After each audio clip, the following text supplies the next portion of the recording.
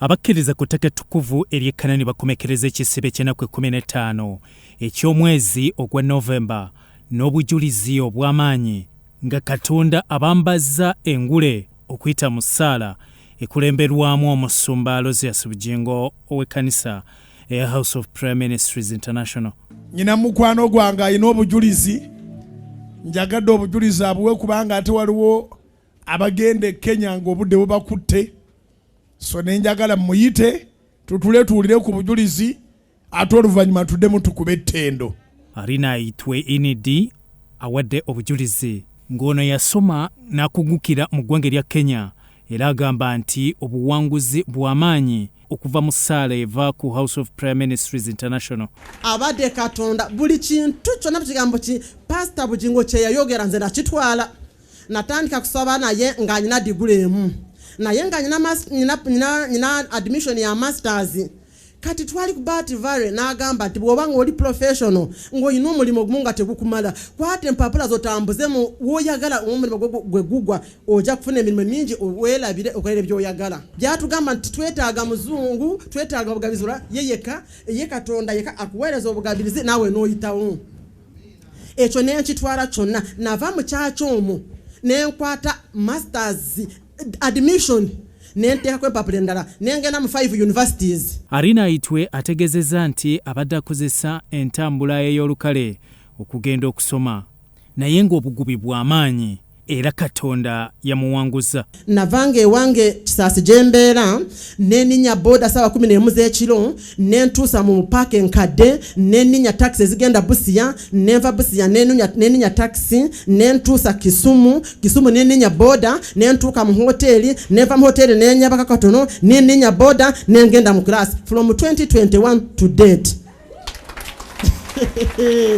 Alina ayitwe azze n'abaana be babiri nga nabo bafunye amafuta era omusumba Bugingo abasabidde Katonda abakolere. Gwomazeeko olw'ekisa kya Katonda bane musanyukireeko mwannyinaffe zikubire waggulu mu linnya lya Yesu.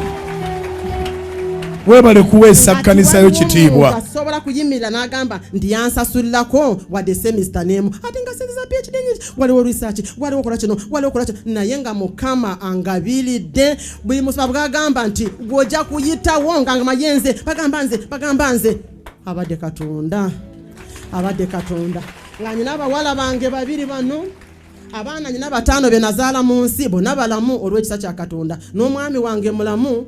He's a retired he's a retired civil servant naye mulamu. Abaana bonna bano bebaga onali kumaliza diploma in nursing onali mu second year bachelor of what are you studying?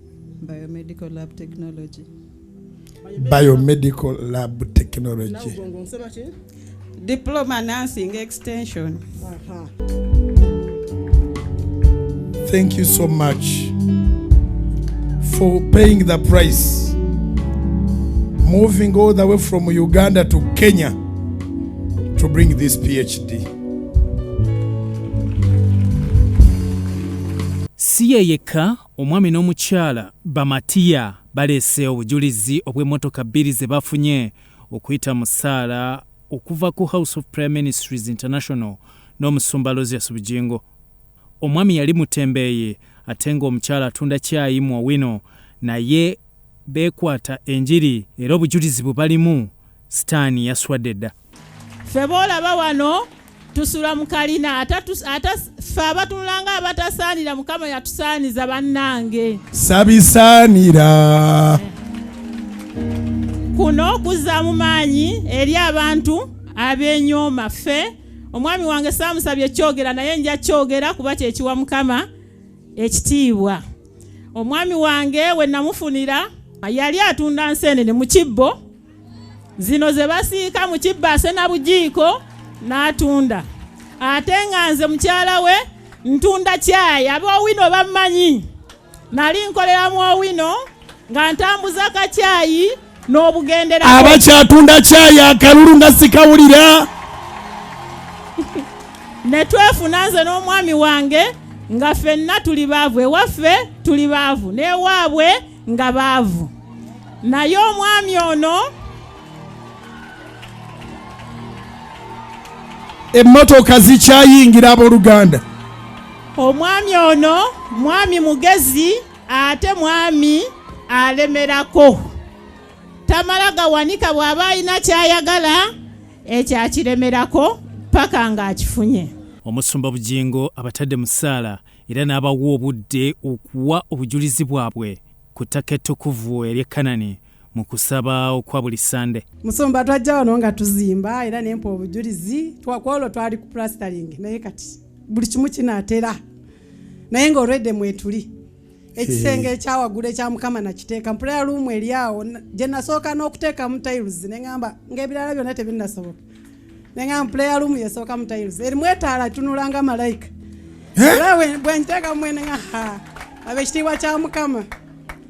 Kati Musumba kati n'emmotoka enkadde gye nalina n'ogamba muwala wange n'emmotoka tekyakusaana zijjoke nakusanga ku ofiisi n'oginga naga mmotoka eno tekyakusaanira n'osabira emmotoka enkadde Mukama agikyuse. Nyerero nzigobye wali okujjako ng'omuntu analemera n'emmere naye buli eyapaakinze emmotoka enkadde nkusabidde nga 3 ng'ofunye empya.